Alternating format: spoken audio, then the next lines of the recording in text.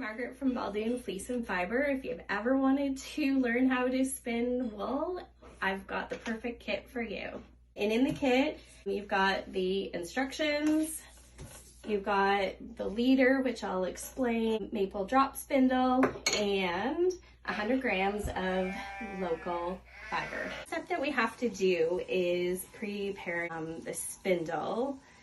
This area is where the spun fiber will go. This is the hook, and up at the top, this is the whirl. And on the whirl, there's a notch, which I will explain later. So in order to prepare your spindle, we have to attach the leader.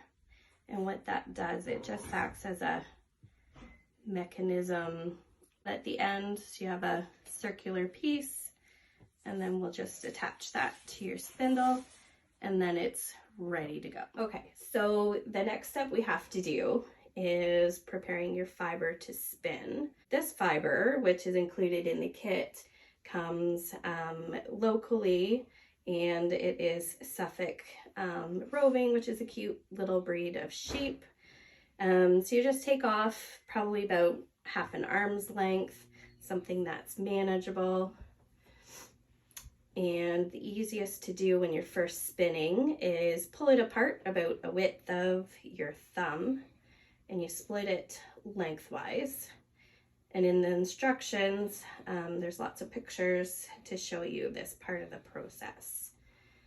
And you can either do it one at a time, or you can prepare it all at once. And there's no right or wrong way, just kind of eyeball it if you have to. Okay, so the next step is we have to draft your fiber. You can spin with it from this form, but it's a whole lot easier if the fibers are kind of loosened and opened up, and you do that by gently pulling, but not so much that it falls apart. So it's just until it loosens a little bit, and you can see it also gets a little bit longer, but it opens up the fibers, so it's a little bit easier to spin. Once you have this piece done, then you do the same for your other pieces. So the next step that we have is attaching our fiber and actually starting to spin. So what I usually do, I'm right-handed, so I wrap my fiber on my left hand and my wrist. We do that just because when you're starting to spin, you don't want this fiber to get caught up in the middle of it. And when you learn to spin, there's a method, it's called park and draft. I didn't invent it, somebody else did. You just draft out a little bit of your fiber, and you loop it in between your leader, and then you're going to pinch it with your thumb and forefinger. And then you can build up some twist in your leader. It might take a little bit. Just let it to kind of build up a little bit, and then you can let some of that tension go up into it.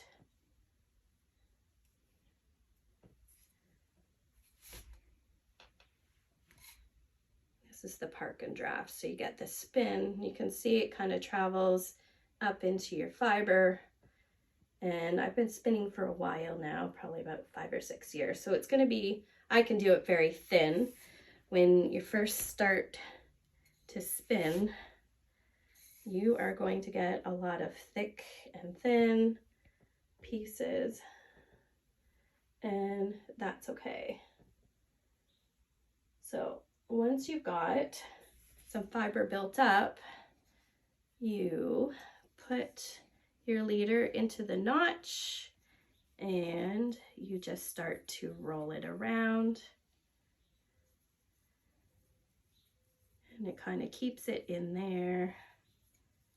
And you just have to make sure that you leave yourself enough so that it can go into the notch,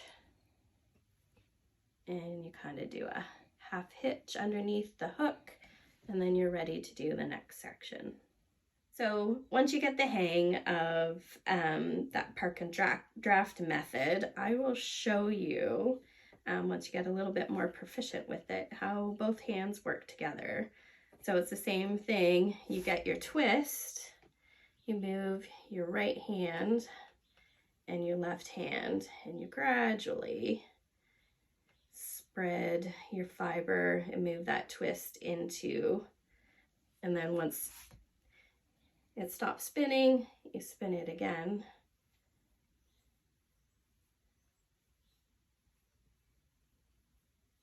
Is with your thumb and forefinger, you make a figure 8 or a butterfly, unhook it, and then you're going to wind it, put it back in there and around the hook, and you're ready to spin again. Okay, so just in a short couple of minutes, you can see on here that we do have some usable yarn. So you can take this off following the instructions and ply it together to make a yarn if you're a crocheter or a knitter. If you don't like the white fiber, you can dye your own yarn in your own different colors.